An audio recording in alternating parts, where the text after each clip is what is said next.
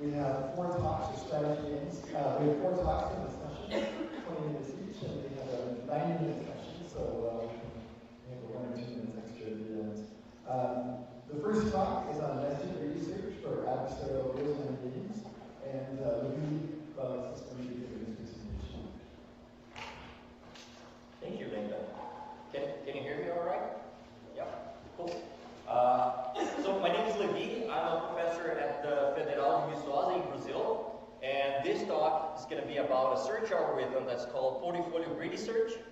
You all should know this algorithm is really cool. If you don't know, don't worry. I'm going to explain it in detail, and then I'm going to show a problem with this algorithm and how to fix it. So don't worry about the title for now. We're going to get there. So real-time strategy games. This is micro RTS, by far my favorite game for RTS research. And in this game, you control several units in real time. You have only a few milliseconds, and you're going to plan the next action for every single unit you're controlling. So it's very tough, very challenging. You're going to get the resources, train the units, and then battle the opponent.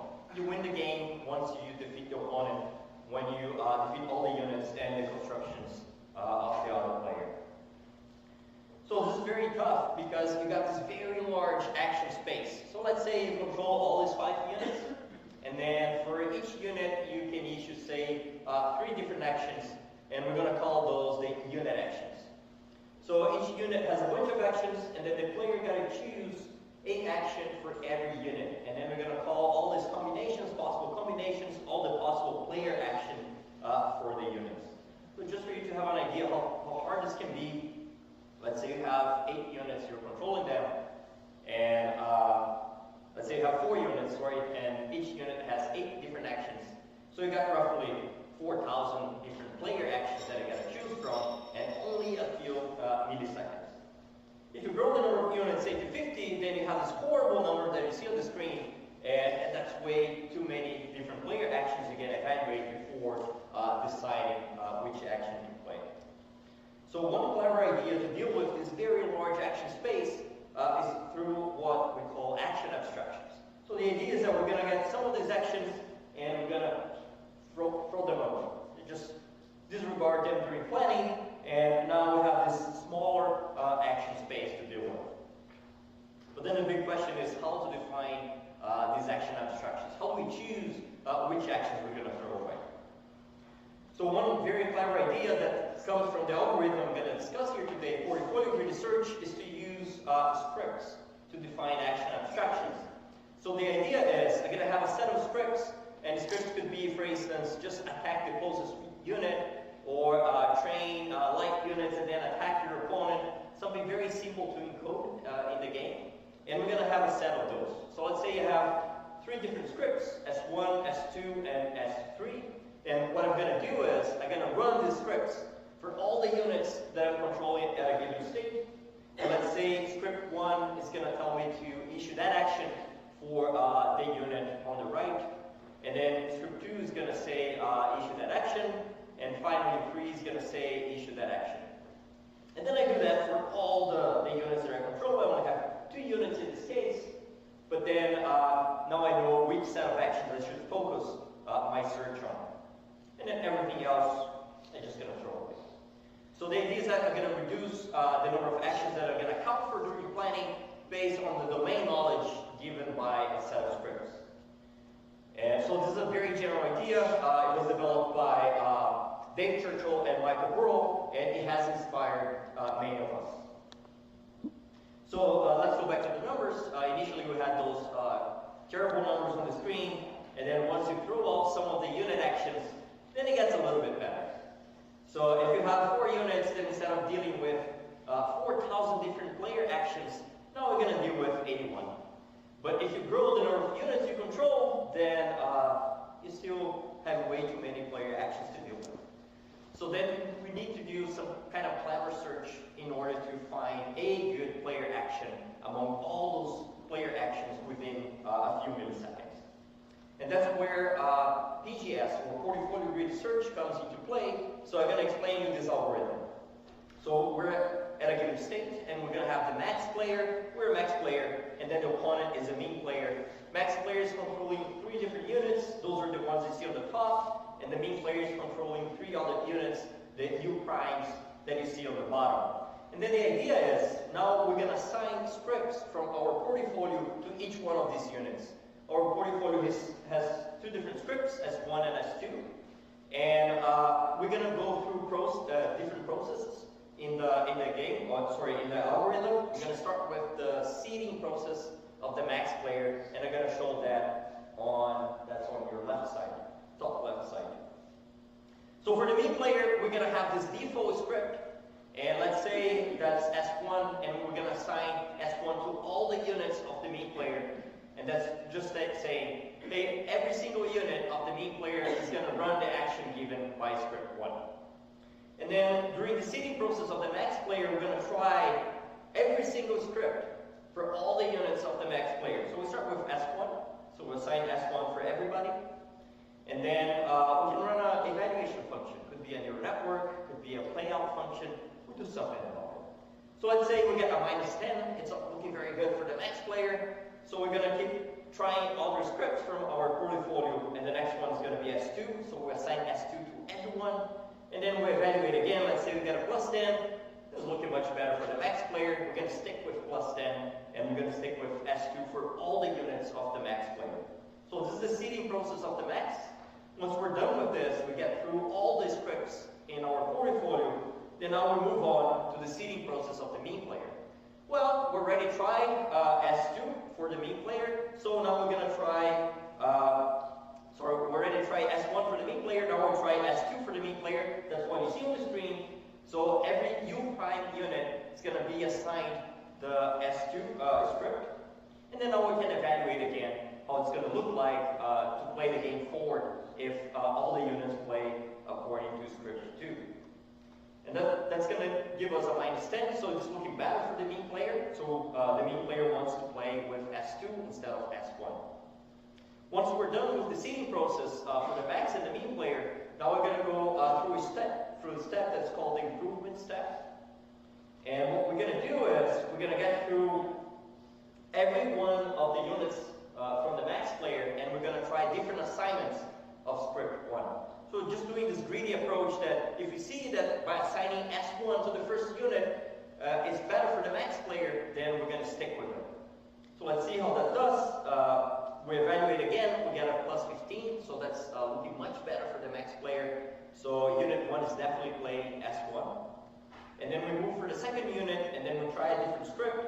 So let's say we try S1, and then now we get a -15, that's terrible for the max player. So then we get back to S2. We move for the last unit, and then we try S1, and yay, that gives us a +20. That's the best we've seen so far. So that's definitely the assignment of scripts that we have for the max units. So one thing that we could do right now is just stop right here, and we already have an assignment of scripts for every single unit we control. And then we could just say, hey, unit 1, you're going to play the action given by S1. Unit 2, you're going to play the action given by S2. And unit 3, it's going to play the action given by S1. And then we're done with this. So just give back to the game the actions that each unit is going to issue, and then we just keep playing the game. But we could also do another step, which is the improvement step for the opponent. And that's called the response. So now we're trying to improve the script assignment for the mean units, and then we could go back to the max, and then improve again, improve the mean, improve the max. We could do this until we could run out of time, and then eventually you have to give back the actions that each unit is going to issue in the game.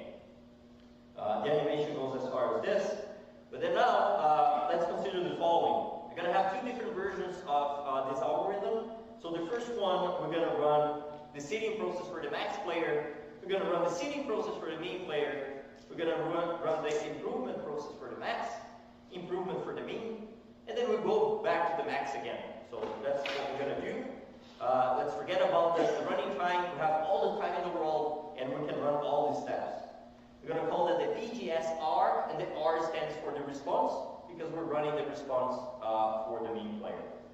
And now we're going to run a different version of the same algorithm, in which we're going to do the seeding process of the max player, the seeding process of the mean player, improvement of the max player, And that's all. So that's going to be BGS. So I want to see a quick show of hands here. Who thinks that BGS-R with the response is going to beat BGS? Please raise your hand. Okay. Who thinks that BGS is going to beat BGS-R in this game? Raise your hand, please. Okay, a few people. So that's what we call a pathological result. So if you run the experiment, then maybe I said both algorithms twice, I'm not sure. But if you run an experiment in which you run BGS-R against BGS, then BGS is actually going to do much better. And that's what we call a pathological result, because we're providing more computational resources, more running time, we're running more steps, and still getting worse results. So we're going to introduce a new algorithm that's called nested greedy search that tries to fix this problem, and we're just going to call it NGS, which stands for nested greedy search. So we have a few pathological results. We're going to come back to this. So why we have observed the pathological results? I'll show you a very quick example of why this could be happening. We call the non-convergence problem. So let's say we run a few steps of the BGS-R, and then we define that the mean player, so the mean player is choosing between E and F, and the max player in this tree is choosing between A, B, and C as well. So let's say we run BGS, and then mean player chooses F, and then the max player chooses A. And now we're going to go back and forth in the improvement steps. So if the mean player knows that the max player is playing A, whenever you run the improvement step, what is the right thing to do? Well, we should be playing then E. Because if the mean player plays E, it's going to guarantee a -1, and that's looking good for the mean player. But then we could go back and improve the script assignment for the max player, and if the max player knows that the mean player is going to play E, what is the right action for the max player to play? Well, we should play B, because by playing B, we're going to get a +2, and that's much better for the max player. But then we could go back again, and now the mean player is going to play F, because if the max player is playing B, playing F is just much better. It's going to give you -2. So we could go back and forth here pretty much forever, and we're never going to find which action, which is action C. Action C is the best action for the max player, because it's going to guarantee you a +1 no matter what the mean player does. So what we're going to do to fix this problem is to try to keep the same flavor for the new algorithm, nested greedy search. We're still going to do greedy search, but we're going to try to approximate what we call the mean max value of the tree. So what we're going to do is we're going to run BGS on the subtree rooted at this action A. And if you're lucky enough, and I say lucky enough because we're running a greedy search. So if you're lucky enough, then we're going to find that the best response of the mean player, if the max player plays A, is -2. And then we do the same for the next subtree. And then we find the value for that subtree. And let's say it's -2 because that's the best response for the mean player. If the max player plays B, then we do the same for the subtree rooted at C. And that's going to give us the value of +1. And by looking at the values of each action, then we know that we have to play C. Because no matter what the mean player does, playing C is better for the max player. So we're keeping the same flavor of BGS, but the difference is, instead of going back and forth, improve max player, improve mean player, we're going to run BGS on subtrees of the game in order to approximate the mean max value of that subtree. So that's the whole idea of the algorithm. It's quite easy to fix, and it does fix as well the pathological results I mentioned to you. So I showed you a table full of numbers, but then I'm going to get through these numbers. So we have different maps. These are games played in micro RTS, and on the top of it you have the smallest map, and then on the bottom you have the largest map, and then you have the percentage of victories of the row player against the column player. So the column algorithms, those are state-of-the-art algorithms we have for micro RTS. And then I want you to look at these columns. So in this column we have the average results of the 3 algorithms, BGS, BGS response, and NGS. which is our fix to the problem. So if you look at how much BGSR wins, then you can see that we definitely have pathological results. So if you allow you to compute a response to the B player and then you improve over that response, then you actually get worse results. But then if you do the NGS approach, in which you try to approximate the min-max value of each one of those subtrees, then it seems to be fixing the problem. But then you look at the size of the maps. As you get down this table, then you get to the 24 by 24 map, then we're not winning as much with NGS as we did in the smaller maps. And that's because the algorithm is more expensive now. Now I have to run this greedy search for every single action of the max player. So it doesn't seem to scale too well. But at least now we understand why we have those pathological results with BGS when we run the response for the mean player. So I have a few conclusions here. If you learn BGS today, I'm happy already. It's definitely an algorithm that everybody should know about. We showed a problem that the algorithm has, and we showed how to fix it by approximating the min-max value during search through a greedy search with the same flavor that BGS had in its original paper. And we also showed, which is, for me, it's quite interesting, is that BGS was created to deal with combat scenarios that arise in real-time strategy games. And in this paper, we actually show that you can use BGS to play the entire game. And then there's a bunch of follow-up papers, which are called the cousins of BGS. And you could also use those algorithms to play entire games of real-time strategy games. So that's it. Thank you, and I'll be happy to take questions if you have any.